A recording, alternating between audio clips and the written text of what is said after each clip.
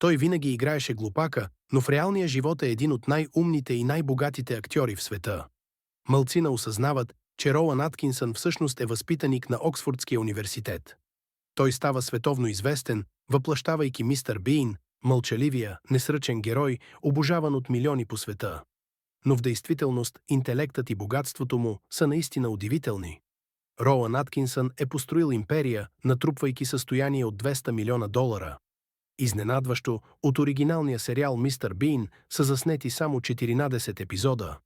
Но това е било достатъчно, за да превърне героя в културна икона и да донесе на Аткинсън огромна слава. Аткинсън се гордее с един от най-високите IQ коефициенти сред знаменитостите, невероятните 178, надминавайки дори много известни учени. Той може и да играе простоват герой на екрана, но в реалния живот е гений, който превърна ролята си в няма комедия в световна легенда. Споделяме образователни и вдъхновяващи истории. Последвайте проекта Истинския хъсъл, за да знаете винаги къде да ни намерите.